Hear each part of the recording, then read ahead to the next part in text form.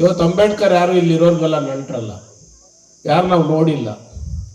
135 ವರ್ಷ ಆಗಿದೆ ಅಂಬೇಡ್ಕರ್ ಹುಟ್ಟಿ. ಆದ್ರೆ ಯಾಕೆ ನಾವು ಇವತ್ತು ಅಂಬೇಡ್ಕರ್ ಜಯಂತಿ ಮಾಡ್ತಾ ಇದೀವಿ ಅಂದ್ರೆ ಅದಕ್ಕೆ ಹಿನ್ನೆಲೆ ಇದೆ. ಸೂರ್ಯ ದಿನ ಹುಟ್ಟತಾನ, ಬೆಳಕು ಕೊಡ್ತಾನ. ದೇವರಾಜ್ ಸರ್ ದೈವಭಕ್ತರು ಪಂಚಭೂತಗಳ ಬಗ್ಗೆ ಹೇಳಿದ್ರು. ಸೂರ್ಯ ಅವ್ರಿಗೊಂದು ಬೆಳಕು ಇವ್ರಿಗೊಂದು ಬೆಳಕು ಕೊಡಲ್ಲ, ಗಾಳಿ ಅವ್ರಿಗೊಂದು ಇವ್ರಿಗೊಂದು ಕೊಡಲ್ಲ, ನೀರು ಅವ್ರಿಗೊಂದು ನೀರು ಇವ್ರಿಗೊಂದು ನೀರು ಕೊಡಲ್ಲ, ಭೂಮಿ ಸತ್ತೋರೆಲ್ಲರನ್ನೂ ಭೂಮಿ ಯಾಕೆ ಆಗ್ತದ, ಹುಟ್ಟಿದವ್ರನ್ನೆಲ್ಲ ಬದುಕಕ್ಕೆ ಜಾಗ ಕೊಡ್ತದ. ಇಷ್ಟೆಲ್ಲ ಇರುವಂತ ಪವಿತ್ರವಾದ ಈ ಭೂಮಿನಲ್ಲಿ ಮತ್ತೆ ಮೊನ್ನೆ ಬುಕ್ ಓದ್ತಾ, ಆ ಬುಕ್ಕಲ್ಲಿ ನೋಡಿದೆ, ಬಹುಶಃ ಪ್ರಪಂಚದಲ್ಲಿ ಡಾಕ್ಟರ್ ರಂಗಸ್ವಾಮಿ ಅಂತ ಸೈಂಟಿಸ್ಟು ಅವ್ರು ಇಡೀ ಪ್ರಪಂಚ ಸುತ್ತಿದ್ದಾರೆ, ಭೂವಿಜ್ಞಾನಿ. ಅಲ್ಲೆಲ್ಲ ನಾಗರಿಕತೆ ಮುಂದುವರೆದಿದೆ, ಅಲ್ಲೆಲ್ಲ ಎಜುಕೇಶನ್ ಮುಂದುವರೆದಿದೆ. ಪ್ರಪಂಚದ ಎಲ್ಲ ದೇಶಗಳಲ್ಲಿ ನಮ್ದು ಎಜುಕೇಶನ್ ಕಡಿಮೆ ಇದೆ, ಭಾರತ ದೇಶದಲ್ಲಿ ನಾಗರಿಕತೆ ಕಡಿಮೆ ಇದೆ. ಆ ಇಷ್ಟೆಲ್ಲರ ಮಧ್ಯೆ ಬಹುಶಃ ಭಾರತ ದೇಶದಲ್ಲಿರುವಂಥ ಕಲ್ಚರ್, ಗುಣ, ಮಾನವೀಯತೆ ಅದ್ ಹೇಳಿದಾನೆ ಪ್ರಪಂಚದಾಗ ಎಲ್ಲಿ ಸಿಕ್ಕಾಗಿಲ್ಲ. ಅಷ್ಟು ಒಳ್ಳೆ ಮಾನವೀಯತೆ, ಗುಣ, ಒಂದು ಕಲ್ಚರು ಭಾರತ ದೇಶದಲ್ಲೇ ಇದೆ. ಅದಕ್ಕೆ ಇದು ಇಡೀ ಪ್ರಪಂಚದಲ್ಲಿ ಒಂದು ದೊಡ್ಡ ಶಿಖರ ಅಂತೇಳಿ ಅವ್ರು ಬರೆದಿದ್ದಾರೆ. ಇಂಥ ಶಿಖರದಲ್ಲಿ ಅಂಬೇಡ್ಕರ್ ಹುಟ್ಟುತ್ತಾರೆ. ಅಂಬೇಡ್ಕರ್ ಐಸಿಎಸ್ಇ ಬೋರ್ಡ್ ಎಕ್ಸಾಮ್ನಲ್ಲಿ ಡಿಸ್ಟಿಂಕ್ಷನ್ ಫಸ್ಟ್ ಕ್ಲಾಸ್ನಲ್ಲಿ ವಿದ್ಯಾರ್ಥಿಗಳು ಪಾಸ್ ಆಗಿ 100% ರಿಸಲ್ಟ್ ಪಡೆದು ಜಿಲ್ಲೆಯ ಟಾಪ್ ಸ್ಕೂಲ್ ಪಟ್ಟಿಯಲ್ಲಿರುವ ಕೋಲಾರದ ಟಮಕ ಬಳಿ ಇರುವ ಸರ್ ಎಂ ವಿಶ್ವೇಶ್ವರಯ್ಯ ಇಂಟರ್ನ್ಯಾಷನಲ್ ಸ್ಕೂಲ್ನಲ್ಲಿ 2026-27ನೇ ಸಾಲಿನ ನರ್ಸರಿಯಿಂದ 10ನೇ ತರಗತಿಯವರೆಗೆ ದಾಖಲಾತಿಗಳು ಪ್ರಾರಂಭವಾಗಿದೆ. ಹೈಟೆಕ್ ಸ್ಕೂಲ್ ಬಿಲ್ಡಿಂಗ್, ಆಟದ ಮೈದಾನ, ನುರಿತ ಶಿಕ್ಷಕರ ಜೊತೆಗೆ ಸುರಕ್ಷಿತ ಬಸ್ ವ್ಯವಸ್ಥೆ ಕಲ್ಪಿಸಲಾಗಿದೆ. ಶಿಕ್ಷಣದ ಜೊತೆಗೆ ಸ್ಪೋರ್ಟ್ಸ್ನಲ್ಲಿ ಉತ್ತಮ ತರಬೇತಿ ನೀಡಿ ರಾಜ್ಯ ಹಾಗೂ ರಾಷ್ಟ್ರ ಮಟ್ಟದಲ್ಲಿ ಕ್ರಿಕೆಟ್ ಹಾಗೂ ಖೋ ಖೋ ಕ್ರೀಡೆಯಲ್ಲಿ ಹಲವು ವಿದ್ಯಾರ್ಥಿಗಳು ಭಾಗವಹಿಸಿ ಅನೇಕ ಪ್ರಶಸ್ತಿ ಪಡೆದಿದ್ದಾರೆ. ಇವತ್ತು ನಾವು ಯಾಕೆ ನೆನೀತಾ ಇದ್ದೀರಿ ಅಂದ್ರೆ, ಈ ಎಲ್ಲ ಏನ್ ಪಂಚಭೂತಿಗಳು ನಮಗೆ ಸಮಾನತೆ ಕೊಟ್ಟಿದ್ರು ಕೂಡ ನಮ್ಮದೇ ದೇಶದಲ್ಲಿ, ನಮ್ಮದೇ ಊರಲ್ಲಿ ನಮ್ಮನ್ನ ಅಸ್ಪೃಶ್ಯರು, ಇವ್ರು ಮುಟ್ಟಿದ್ರೆ ಮೈಲಿಗೆ, ಇವ್ರ ಮನೆ ಒಳಗಡೆ ಬರಬಾರ್ದು, ಇವ್ರ ನೀರು ಮುಟ್ಟಬಾರ್ದು, ದೇವಸ್ಥಾನಕ್ಕೆ ಬರಬಾರ್ದು ಅಂತ ಕಂದಕಗಳು ಧರ್ಮದ ಹೆಸರಲ್ಲಿ ನಮ್ಮನ್ನು ಶೋಷಣೆ ಮಾಡ್ತಾ ಇರ್ತಾರೆ. ಆ ಸಂದರ್ಭದಲ್ಲಿ ಅಂಬೇಡ್ಕರ್ ಅದರ ವಿರುದ್ಧವಾಗಿ ಸಿಡಿದಿದ್ದು. ಇದು ಕನ್ಯಾಕುಮಾರಿಯಿಂದ ಕಾಶ್ಮೀರ್ವರೆಗೂ ಈ ಒಂದು ಕಲ್ಚರ್ ಇರ್ತದೆ, ಈ ಪದ್ಧತಿ ಇರ್ತದೆ. ಇದ್ರ ವಿರುದ್ಧವಾಗಿ ಅಂಬೇಡ್ಕರ್ ಸಿಡಿದಿದ್ದು 2 ಹೋರಾಟ ಮಾಡ್ತಾರೆ. ಕಾಳಾರಾಮ್ ದೇವಸ್ಥಾನ ಪೂನಾನಾಗಿದೆ, ಕಾಳಾರಾಮ್ ದೇವಸ್ಥಾನ. ಆ ದೇವಸ್ಥಾನ ಹತ್ರಗೂ ದಲಿತರು ಹೋಗೋಂಗಿಲ್ಲ, ಮುಟ್ಟೋಂಗಿಲ್ಲ. ಸೊ ಅಂಬೇಡ್ಕರ್ ಎಲ್ಲರನ್ನೂ ಸಂಘಟನೆ ಮಾಡಿ ಕಾಳಾರಾಮ್ ದೇವಸ್ಥಾನ ರಥ ಎಳಿಬೇಕು, ನಾವು ನಮ್ಗೆ ಅವಕಾಶ ಮಾಡಿಕೊಡಿ ಅಂತ ಅಂಬೇಡ್ಕರ್ ಎಲ್ಲರನ್ನೂ ಸೇರಿಸ್ಕೊಂಡು ಕುಂತಿರ್ತಾರೆ. ಸೊ ಪೊಲೀಸು, ಬ್ರಿಟಿಷ್ ಸರ್ಕಾರ ಎಲ್ಲರೂ ಆಯ್ತು ನಾವು ಅವಕಾಶ ಮಾಡಿಕೊಡ್ತೀರಿ ಅಂತಾರ. ಆದರೆ ದೇವಸ್ಥಾನ ಸಮಿತಿಯವರು ಅವಕಾಶ ಮಾಡಿಕೊಡಲ್ಲ, ದೇವಸ್ಥಾನ ಬಾಗಿಲಾಕ್ಬಿಡ್ತಾರೆ.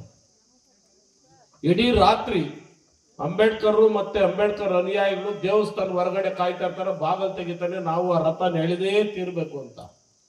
ಒಳಗಡೆ ಇರೋರು ಯಾವುದೇ ಕಾರಣಕ್ಕೂ ನಾವು ಅವ್ರ ಕೈಲಿ ರಥದ್ದು ಮುಟ್ಟಿಸಬಾರ್ದು ಅಂತೇಳಿ ಅವ್ರು ತೀರ್ಮಾನ ಮಾಡ್ತಾರೆ. ಕೊನೆಗೆ ಬಾಗಲ್ ತೆಗೆದಾಗ ಇವ್ರು ಹೋಗಿ ಮೇಲೆ ಬಿದ್ದು ಮುಟ್ತಾರ, ಇಬ್ಬರ ಮಧ್ಯೆ ಹೊಡೆದಾಟ ಆಗ್ತದ, ಸುಮಾರು ರಕ್ತಗಳು ಹರಿತದ. ಇದೊಂದು ದೊಡ್ಡ ಅಂಬೇಡ್ಕರ್ಗೆ ಅವತ್ತು ರಾತ್ರಿ ಎಲ್ಲ ನಿದ್ದೆ ಬರಲ್ಲ.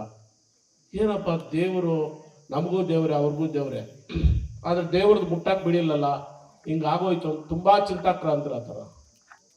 ಮತ್ತೆ ಇನ್ನೊಂದು ಹೋರಾಟ ಮಾಡ್ತಾರೆ ಅಂಬೇಡ್ಕರ್, ಏನು ನೀರು ಮುಟ್ಟೋದು.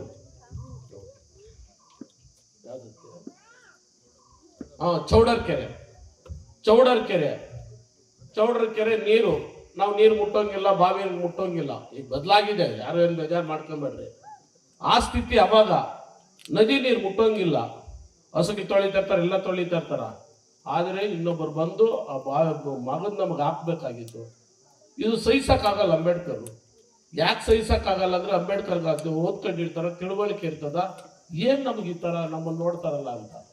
ಅವಾಗೂ ಸೇಮ್ ಅಂಬೇಡ್ಕರ್ ಸುಮಾರು ಲಕ್ಷಾಂತರ ಜನ ಸೇರಿಸ್ತಾರ, ಆ ನದಿ ಹತ್ರ ಹೋಗ್ತಾರ, ಅಲ್ಲಿ ಭಾಷಣ ಮಾಡ್ತಾರ, ನದಿ ನೀರು ಮುಟ್ತಾರ. ಮುಟ್ಟಿ ಬರಬೇಕಾದಾಗ ದಾರಿನಾಗ ಅಪಪ್ರಚಾರ ಮಾಡಿ ಅಲ್ಲಿ ಕೂಡ ಎಲ್ಲರ ಮೇಲೆ ಹಲ್ಲೆ ಮಾಡ್ತಾರ. ಇವ್ರು ಹೋಗಿರುವಂಥ ಬಂಡಿಗಳನ್ನೆಲ್ಲ ತಳ್ಳಾಕ್ತಾರ, ಬೆಂಕಿ ಹಚ್ತಾರ, ಎಲ್ರಿಗೂ ಅಲ್ಲಿ ಏಟಿಗೆ ಬೀಳ್ತದ. ಅಂಬೇಡ್ಕರ್ನ ಪೊಲೀಸರು ರಕ್ಷಣೆಯಿಂದ ಬ್ರಿಟಿಷ್ ಸರ್ಕಾರ ಪೊಲೀಸರು ಕರ್ಕೊಂಡು ಹೋಗ್ತಾರ. ಅವತ್ತು ಕೂಡ ಅಂಬೇಡ್ಕರ್ ತುಂಬ ನೊಂದ್ಕೊಂತಾರೆ. ಅವಾಗ ಅಂಬೇಡ್ಕರ್ ತೀರ್ಮಾನ ಮಾಡ್ತಾರೆ, ನಾನು ಮಾಡಬೇಕಾಗಿರೋದು ಈ ಕೆಲಸ ಅಲ್ಲ, ಬೇಡ ಬಿಡು, ದೇವರು ನಮಗೆ ಮುಟ್ಟಿಸ್ಕೊಂಡೇ ಇರೋಂಥ ದೇವರು, ದೇವಸ್ಥಾನದಲ್ಲಿ ಬರ್ಲಿಸದೇ ಇರೋಂಥ ದೇವರು ನಮಗೆ ಯಾಕೆ ಬೇಕು ಅಂತ ತೀರ್ಮಾನ ಮಾಡ್ತಾರೆ. ಆಗ ನೀರು ಮುಟ್ಟಿದ್ದಕ್ಕೆ ಆ ನೀರು ಶುದ್ಧ ಮಾಡ್ಬೇಕಂತ ಗಂಜಲ ಸಗಣಿ ಎತ್ಕೊಂಡೋಗಿ ನೀರಾಗಿ ಸುರಿತಾರೆ. ಅಲ್ಲ ಎಷ್ಟು ಇದಿದೆ ಅಂತ ಆ ಥರ ಇತ್ತು. ಅವಾಗ ಅದಕ್ಕೆ ಅಂಬೇಡ್ಕರ್ ಅವರು ಪತ್ರಿಕೆ ಓಪನ್ ಮಾಡ್ತಾರೆ. ಮೂಕನಾಯಕ ಪತ್ರಿಕೆಗಳನ್ನು ಸ್ಥಾಪನೆ ಮಾಡಿ ಜನರಲ್ಲಿ ಅರಿವು ಮೂಡಿಸ್ತಾರೆ. ಹೆಚ್ಚಿಗೆ ಓದೋದನ್ನು ಅವತ್ತೇ ಅಂಬೇಡ್ಕರ್ ಪ್ರಾರಂಭ ಮಾಡ್ತಾರೆ. ಏನಾದರೂ ಮಾಡಬೇಕಂದ್ರೆ ಶಿಕ್ಷಣನೇ ಮೂಲಕ, ಶಿಕ್ಷಣ ಪಡೆದ್ರೇ ನಾನು ಏನನ್ನ ನಮ್ಮ ಜನಾಂಗಕ್ಕೆ ಮಾಡೋಕ್ಕೆ ಸಾಧ್ಯ ಅಂತೇಳಿ ಹಗಲು ರಾತ್ರಿ ಅದು ಎಷ್ಟು ಓದಿದ್ದಾರೆ ಅಂದರೆ ಕೊನೆಯ ದಿವಸ ಅಂಬೇಡ್ಕರ್ ಸಾಯೋವಾಗ ಕೂಡ ರಾತ್ರಿ 2 ಗಂಟೆವರೆಗೂ ಓದ್ತಾರ. ದತ್ತು ಅಂತವ್ರು ಅನುಯಾಯಿ 12:30ವರೆಗೂ ಇರ್ತಾರ. ಅವಾಗವರೆಗೂ ಬರೀತಾ ಇರ್ತಾರ. 12:30ನಾಗ ಅವ್ರು ಹೋದ್ಮೇಲೆ ಬೆಳಿಗ್ಗೆ ಬಂದು ನೋಡಿದಾಗ ಅವ್ರು ತೀರ್ಕೊಂಡಿರ್ತಾರೆ. ಕೊನೆಯ ದಿನಗಳಲ್ಲಿ ಅಂಬೇಡ್ಕರ್ ಗುಳೋ ಅಂತ ಅಳ್ತಾ ಇರ್ತಾರ, ಬರೀತಾ ಇರ್ತಾರ, ಓದ್ತಾ ಇರ್ತಾರ, ಅಳ್ತಾ ಇರ್ತಾರ. ಯಾಕಂದ್ರೆ ನಾನು ಇನ್ನೂ ಮಾಡಬೇಕಾಗಿರೋದು ಬೇಕಾದಷ್ಟಿದೆ, ನನಗೆ ಎಲ್ತು ನನಗೆ ಸಹಕಾರ ಕೊಡ್ತಾ ಇಲ್ಲ, ಎಲ್ಲಿ ನಾನು ಸತ್ತೋಗ್ತೀನೋ, ನನ್ನ ಜನಕ್ಕಿನ್ನ ನ್ಯಾಯ ಕೊಡ್ಸೋಕ್ಕೆ ಎಲ್ಲಿ ನನ್ನ ಕೈಯಲ್ಲಿ ಆಗಲ್ಲೋ, ಸಂವಿಧಾನ ನಾನು ಜಾರಿಗೆ ತಂದಿದ್ದೀನಿ, ಸಂವಿಧಾನ ಬರೆದಿದ್ದೀನಿ, ನಾನು ಬರೆದಿರೋ ಸಂವಿಧಾನ ಜಾರಿ ಇರ್ಬೋದು, ಆದರೆ ಅದನ್ನು ಫಾಲೋ ಮಾಡೋ ಅಂಥ ಸರ್ಕಾರಗಳು ಮುಖ್ಯ. ಸಂವಿಧಾನ ಎಷ್ಟೇ ಸುಭದ್ರವಾಗಿದ್ರು ಕೂಡ ಅದನ್ನು ಜಾರಿ ಮಾಡೋ ಸರ್ಕಾರಗಳು ಮುಖ್ಯ. ಅದರ ಮೇಲೆ ಸಂವಿಧಾನ ಶಕ್ತಿ ನಿಂತಿರುತ್ತೆ ಅಂತ ಅಂಬೇಡ್ಕರ್ ಹೇಳ್ತಾ ದತ್ತುಗೆ ತುಂಬ ಗೋಳಾಡ್ತಾ ಇರ್ತಾರೆ. ಈ ಸ್ಥಿತಿಯಿಂದ ಇದ್ದಂಥ ನಮ್ಮನ್ನ ಇವತ್ತು ಅಂಬೇಡ್ಕರ್ ಇಲ್ಲದೆ ಇದ್ರು ಕೂಡ ಅಂಬೇಡ್ಕರ್ ಶ್ರಮದ ಫಲ, ಅಂಬೇಡ್ಕರ್ ಅವತ್ತು ರಾತ್ರಿ ಹಗಲು ನಿದ್ದೆ ಕಟ್ಟು ಓದಿದರ ಪ್ರತಿಫಲ ಇವತ್ತು ನಮ್ಮ ಹುಡುಗರೆಲ್ಲ ವೈಟ್ ಶರ್ಟ್ಗಳು ಹಾಕೊಂಡಿದ್ದೀರಿ. ನಾವು ಕೂಡ ದೇವರಾಜ ಸರ್ಪಗದಾಗ ಇವತ್ತೆಲ್ಲ ಗೆಸ್ಟ್ಗಳಾಗಿ ಕುಂತಿದ್ದೀರಿ. ಎಷ್ಟು ಬದಲಾವಣೆ ಆಗಿದೆ ಅಂದರೆ ಇದು ನಿಜವಾದ ಅಂಬೇಡ್ಕರ್. ಆದರೂ ಇನ್ನೂ ವ್ಯವಸ್ಥೆ ಬದಲಾಗಬೇಕು, ಬದಲಾಗಿಲ್ಲ. ನಾನು ಈ ಮುನೇಗೌಡರು ಮನೆಗೆ ಹೋದ್ರೆ ನನ್ನ ಕರ್ಕೊಂತಾರ, ನಾನು ನೇರವಾಗಿ ಮಾತಾಡೋದು. ಆದರೆ ನಮ್ಮ ಕವಿ ಬಂದರೆ ಪಾಪ ಆಚೆ ಇರಬೇಕು. ನಮ್ಮೂರಾಗ ಅಷ್ಟೇ, ನಾನು ಹೋದರೆ ದೇವರಾಜ್ ಸರ್ ಮೊನ್ನೆ ಒಂದು ಮನೆಗೆ ಬಂದವ್ರೆ ಕರೀತಾವ್ರಿ, ನಾನು ತಪ್ಪಿಸ್ಕೊಂಡೆ. ಪಳ್ಳಿಗರು ಪತಿ ಅಲ್ಲೇ ಅವರೇ, ಆ ಪತಿ ಯಾಕಡೆ ಬಾಣ ಬಾಣ ಅಂದ. ನಮ್ಮ ಪರಿಸ್ಥಿತಿ ನಿಂಗೆ ಏನೋ ಗೊತ್ತಪತಿ, ನಾವು ಮನ್ಯಾಗ ಬರೋಂಗಿಲ್ಲೋ ಅಂದೆ. ಇವರು ಹಂಗೆ BL ಕೇಳ್ಬಿಟ್ಟವ್ರೆ. ಆಮೇಲೆ ನೀನೇನಪ್ಪ ನೀನು ಬಾಪ ಅಂತೇಳಿ ಮೊಟ್ಟ ಮೊದಲು ಪಳ್ಳಿಗರು BL ಗುಂಡ್ರಾಜನ್ ಮನೆ ಒಳಗಡೆ ಹೋಗಿ ಊಟ ಮಾಡಿದ್ದು. ಅದೇ ದೇವರಾಜ್ ಸರ್ ಬಂದಿದ್ದ ಪತಿ. ಅಂದರೆ ಈ ಸ್ಥಿತಿ ಹೋಗ್ಬೇಕು.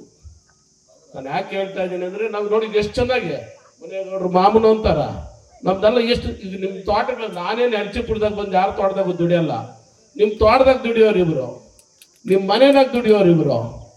ಎಲ್ಲಿಂದ ಬಂದವ್ರು ನನ್ನ ಒಳಗಡೆ ಕರ್ಕೊಂತೀರಿ, ನಿಮ್ಮ ಕಷ್ಟ ಸುತ್ತ ಆಗೋರ್ನ ಯಾಕೆ ಬಾಗಿಲಾಗಿ ನಿಲ್ಲಿಸ್ತೀರಿ ಅಂತ ನನ್ನ ಮನವಿ ಅಷ್ಟೇ. ಏನು ತಪ್ಪಾಗಿ ತಿಳ್ಕೊಬೇಡ್ರಿ, ಬದಲಾಗ್ಬೇಕು ನಾವು. ಯಾಕಂದ್ರೆ ನಾನು ಸಣ್ಣದು ಹೇಳ್ತೀನಿ, ದಂಡಗನಹಳ್ಳಿ ಸತೀಶ್ ಅಣ್ಣ ಅಂತ, ಅವ್ರ ಅಣ್ಣ ಸೀನಣ್ಣು, ನಾನು ರಾಮು ಜೊತೆಗೆ ಹೋಗ್ತಾ ಇದ್ವಿ. ಅವ್ರದ್ದು ಹಳೆ ಮನೆ, ನನ್ನ ಮನೆ ಒಳಗಡೆ ಕರ್ಕೊಂತಾದ್ರು, ಊಟ ಎಲ್ಲ ಆಗ್ತಾಯಿದ್ರು, ಚೆನ್ನಾಗಿದ್ವಿ. ಒಳ್ಳೆ ಮನೆ ಕಟ್ಟಿದ್ರು. ಗೃಹಪ್ರವೇಶಕ್ಕೆ ಹೇಳಿದ್ರು. ಗೃಹಪ್ರವೇಶಕ್ಕೆ ಹೋಗ್ಬೇಕು. ನನಗೆ ಕೆಲವು ಕಡೆ ಆಗಿರೋ ಘಟನೆ, ನಾನು ಗೃಹಪ್ರವೇಶಕ್ಕೆ ಕರೆದ್ರೆ ಹೋಗಲ್ಲ. ಆವತ್ತು ಮುಜುಗರ, ಹೋಗಿಲ್ಲ ನಾನು ಗೃಹಪ್ರವೇಶಕ್ಕೆ. ಫೋನ್ ಮ್ಯಾಗ ಫೋನ್ ಮಾಡಿದ್ರು ಹೋಗಿಲ್ಲ. ನೆಕ್ಸ್ಟ್ ಡೇ ನಾವು ಕೋಲಾರಕ್ಕೆ ಹೋಗ್ಬೇಕಾಗಿತ್ತು. ರಾಮು ಎಲ್ಲಿದ್ದಪ್ಪ ಅಂದ.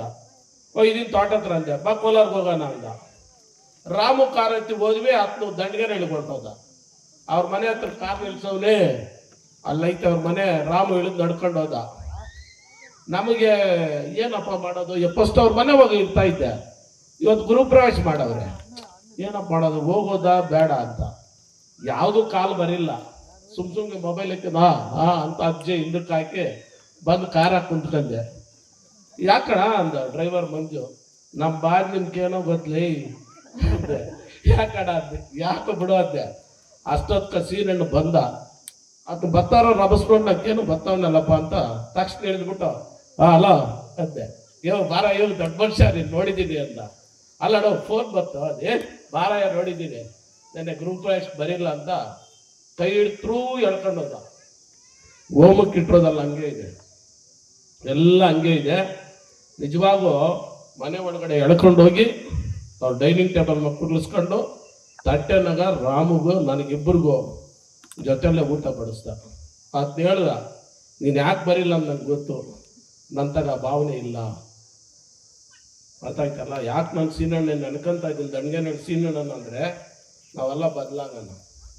ನಾವೆಲ್ಲ ನಿಮ್ಮ ತರ ಬೇಡ್ತಾರೋದು ಇಷ್ಟೇನೆ. ಈಗ ಅಂಬೇಡ್ಕರ್ ಕೇಸ್ಗಳು ಹಾಕೊಂಡಿದ್ದು ನಮ್ಗೆ ಸಿಗ್ತಾ ಇತ್ತ ನ್ಯಾಯ?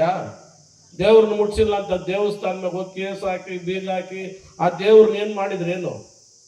ನದಿ ನೀರು, ಎಷ್ಟು ನದಿಗಳು ನಾವು ಮುಟ್ಟಕ್ಕತ್ತದ, ಎಷ್ಟು ಕುಂಟಿಗಳು ನಾವು ಮುಟ್ಸಕ್ಕತ್ತದ, ಎಷ್ಟು ಊರಾಗ ಅಂಬೇಡ್ಕರ್ ಬಂದು ನೀರಾಗ ನ್ಯಾಯ ಕೊಡ್ಸಕ್ಕಾಗ್ತದ? ಸೊ ಅದನ್ನ ನಿಂಗೆ ಅವಮಾನ ಮಾಡೋ ಕಡೆ ತಲೆ ಕೆಡ್ಸ್ಕೊಂಡಿಲ್ಲ.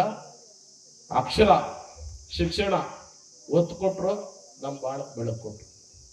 ಅಂಬೇಡ್ಕರ್ ಶಿಕ್ಷಣಕ್ಕೆ ಒತ್ತು ಕೊಟ್ರು, ಹಗಲು ರಾತ್ರಿ ಶ್ರಮ ಪಟ್ರು, ನಮ್ಮ ಬಾಳಕ್ಕೆ ಬೆಳಕು ಕೊಟ್ರು.